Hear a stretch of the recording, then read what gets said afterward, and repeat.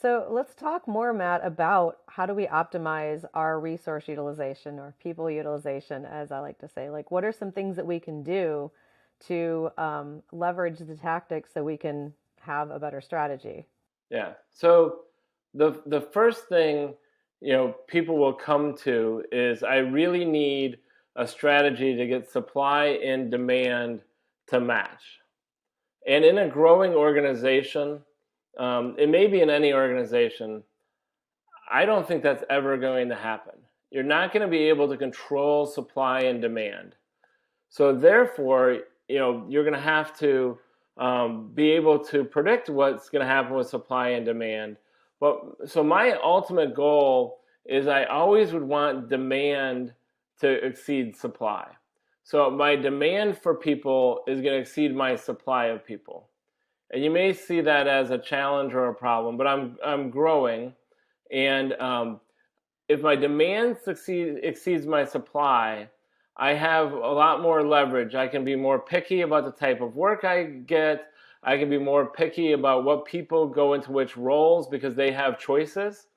And I'm going to be optimized. Now, obviously, if my demand exceeds my supply too much over time, then I'm going to have a credibility issue and that I can't deliver what people have wanted to supply. But you're in a much stronger and better position if your demand exceeds your supply than if your supply exceeds your demand. So as soon as your supply exceeds your demand significantly, now you start discounting things, you put people into roles that they're not perfectly fit for, and you start this downward spiral that's hard to get out of.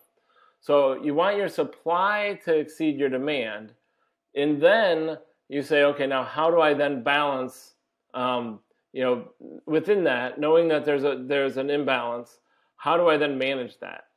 And that's where having a cadence, constantly looking at what's happening, having systems that provide me 2 or 3, 4 months of visibility so I can know if that's getting greater, say I'm more than 10% short people that I need to accelerate hiring, or if I'm starting to see that I have much more supply than demand, what can I change in order to increase that demand, so get more projects, get more work.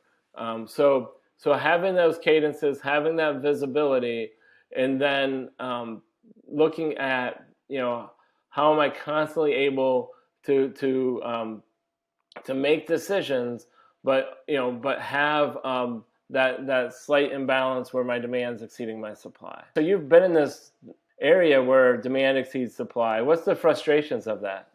Demand exceeding supply is an excellent frustration to have.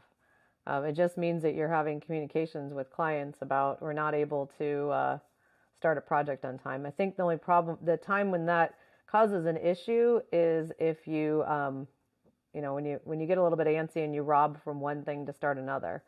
So making sure that you're being very strategic in how you're handling that. I think demand exceeding supply is always a good problem to have. When supply exceeds demand, that is not a good problem to have because then we have a situation where people start to get antsy. We don't have people doing work that they want to do. We also are more likely to take work that is not aligned with the quality of work that we want to take because we're concerned about meeting numbers, right? So if I've got 40 people sitting on the bench and I plan to have 10 people sitting on the bench, we get very less picky about the type of projects that we take because we want to make sure our people are billable, because the most important thing is to keep our people employed and to be able to continue to feed and house our folks, right? Which means that, again, we don't get to pick which projects we take. We're going to take anything that comes in the door so that we can get our people billable. If we have 10 projects to pick from and 6 projects worth of people, we can pick the right projects for our people. Yeah, and one thing you to find is when our demand exceeds our supply, the most important thing for a client, because almost always I can go to a client and say, I don't have the right team for you today. It's going to be 3 weeks, or it's going to be 6 weeks, right? If it's a new project they're starting up, a lot of times, we know about projects well enough in advance that we can plan the start date and make the project effective. What's frustrating is if I can't give them an answer. If they say, can you start tomorrow? My answer is usually, we usually can start faster than you. Can you have all your paperwork in place? And they'll say, yeah, you're probably right. And then they say, but when can you start? And if I can give an answer, that's great. If I don't know the answer, or I don't trust that we have the capacity to bring in people fast enough, or that we have the clarity on when people are coming available, that's really frustrating not to be able to give an answer. Even if the answer isn't what the client wants or it's in the future, that's manageable. Not being able to give an answer is frustrating. So part of this resource utilization is make sure that you have the data, have the information, have a predictable recruiting process so that you can give an answer, even though it might not be the exact answer the client or the project team might want.